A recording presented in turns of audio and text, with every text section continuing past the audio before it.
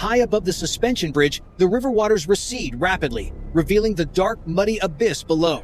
Sirens wail across the terrified city as flocks of seagulls scatter frantically against the darkening gray sky. On the distant horizon, a colossal wall of murky gray water rises slowly, eclipsing the sunlight.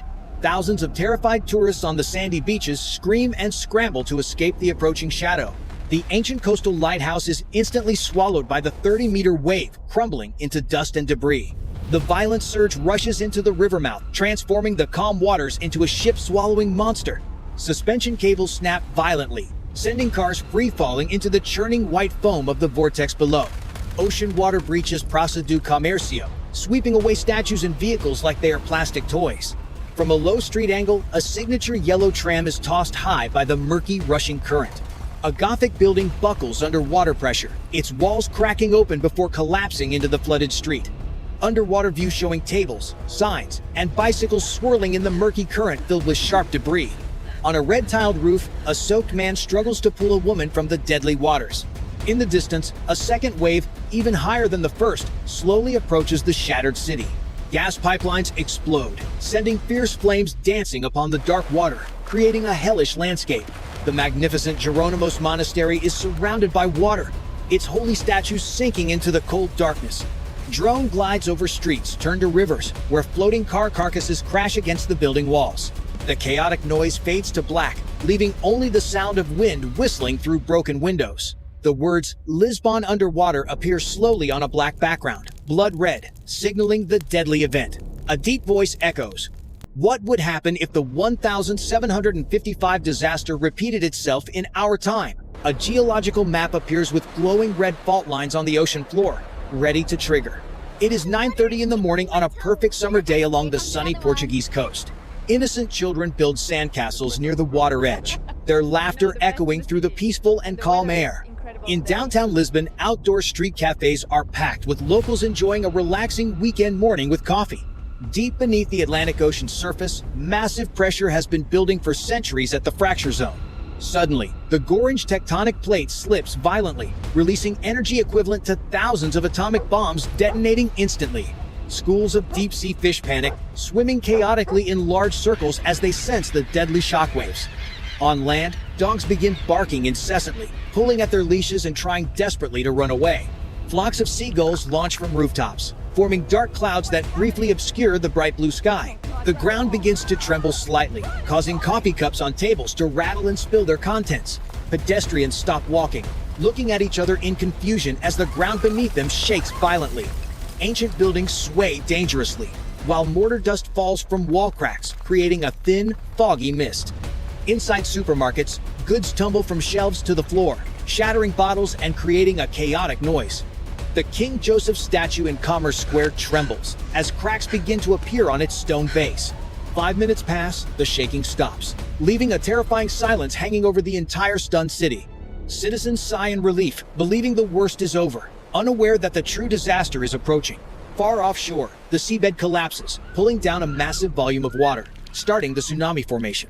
At the beach, the ocean water begins to recede from the shore abnormally at a very high speed. Anchored ships are suddenly stranded, lying tilted on the dark, muddy seabed exposed by the water. Thousands of fish are left stranded on the sand, flopping in desperation as their habitat vanishes instantly. Instead of fleeing, curious tourists walk out onto the newly exposed land to take photos and videos. A man bends down to pick up an ancient gold coin revealed from an 18th century shipwreck. At the Tsunami Warning Center, radar screens suddenly flash red continuously, signaling extreme danger to the coast. The geologist stares at the data, his face turning pale as he realizes the scale of the disaster. He slams his hand on the emergency alarm button, trying to send a warning to the national system. Millions of phones vibrate simultaneously with a warning message: run to high ground immediately. But it is too late. On the horizon, the line between sky and sea begins to distort strangely. A low rumble, like the sound of a jet engine, begins to echo from the vast ocean. A wall of white water becomes visible, towering higher than the skyscrapers in the far distance. People walking on the dry riverbed stop, and the smiles vanish instantly from their frozen faces. They turn around to flee, but the distance to the safety of the shore is now impossible. The water begins to rise again, but this time it is not gentle, churning with white foam. A man stumbles into the mud, trying to crawl up as the shadow of the wave covers him. At Lisbon port, the Tagus River rises, overflowing the embankment and sweeping away parked cars instantly. Civil defense sirens wail across the city, mixing with the terrified screams of the panic-stricken crowd. A drone view shows a white line, tens of kilometers long, rushing straight towards the helpless land. The first wave collides with the coastal cliffs, creating a water column hundreds of meters high. Beachfront vacation homes are instantly crushed under the crushing weight of thousands of tons of water. Police try to block roads leading to the sea, but the panicked crowd breaks through the barriers. A child drops a teddy bear, which lies abandoned on the street as people run past it. Darkness falls as the ocean monster officially sets foot on land, beginning its brutal slaughter.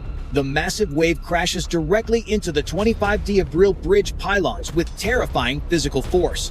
The load-bearing steel cables snap under tension, whipping through the air like cut guitar strings. The bridge deck snaps in half, sending dozens of cars sliding into the swirling vortex below.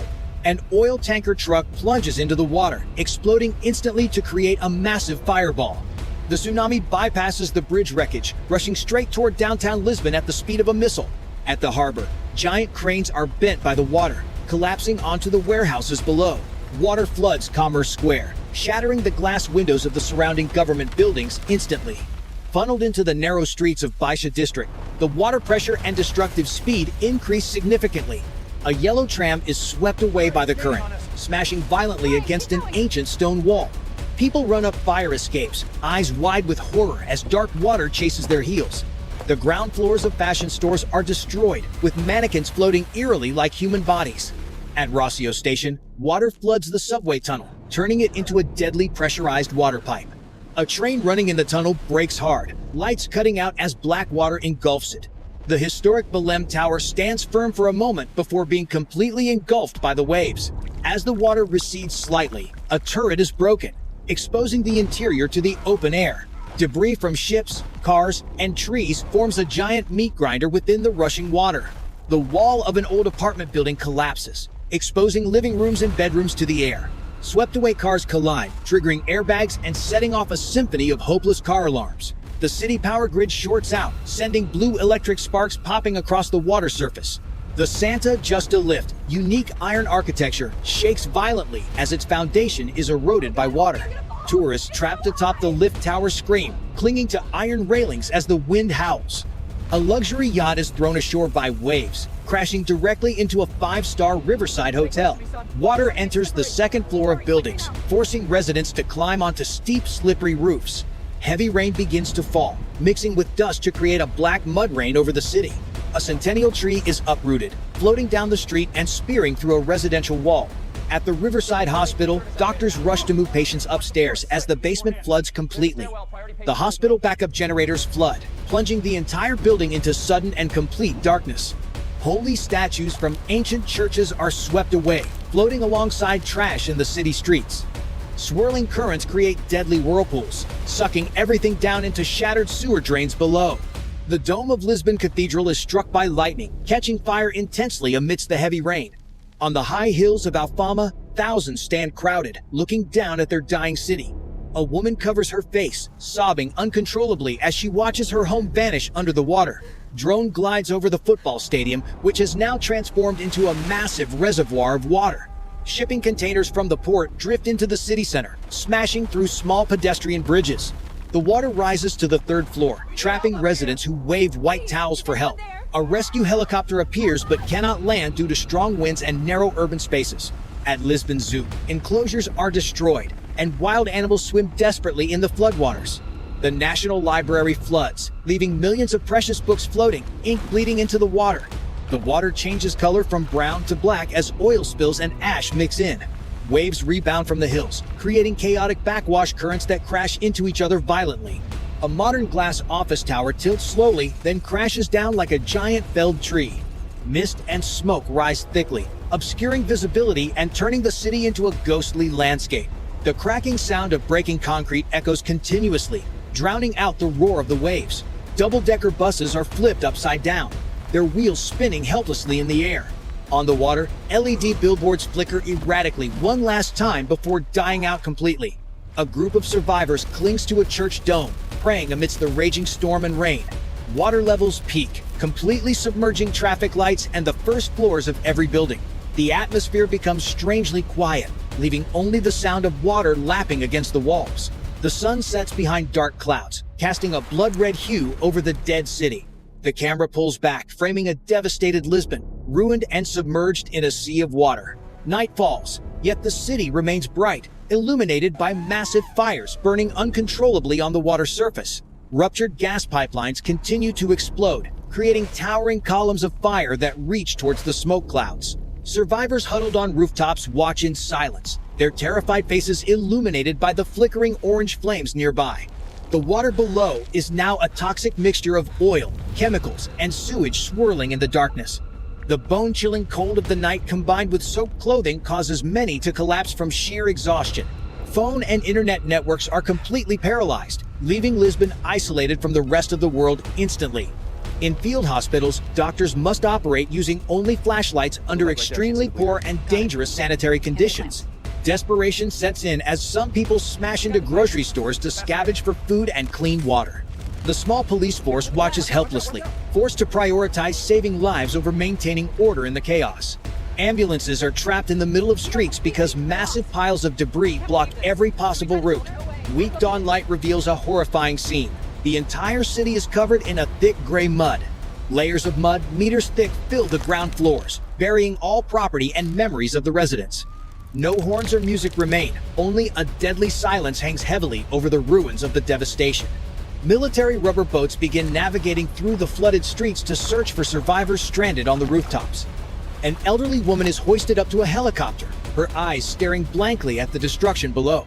The castle of São Jorge on the hill becomes a temporary shelter for thousands of homeless people.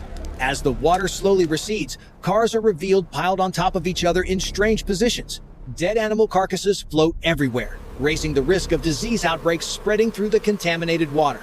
A child cries alone on top of a bus stop, surrounded by a lonely sea of brown water. The first bottles of clean water are dropped from helicopters, causing chaotic scrambling among the desperate crowd. The famous marble-paved streets of Lisbon are now completely peeled away and shattered into jagged fragments. Entrances to subway stations are sealed tight by mud, burying forever whatever lies in the darkness below. On international news, images of devastated Lisbon leave the whole world in absolute shock and deep grief. A man stands before the rubble that was his home, clutching a wet photograph in his hand. The setting sun reflects on stagnant pools of water, creating a tragic beauty amidst the utter destruction. Seagulls begin to return, perching on bent streetlights to scavenge for food in the exposed muddy waste. People start wading through waist-deep mud to find their way to higher and safer ground areas. From above, the city looks like an open wound, bleeding mud and debris into the blue ocean. The disaster has passed, but the true battle for survival for those remaining has only just begun.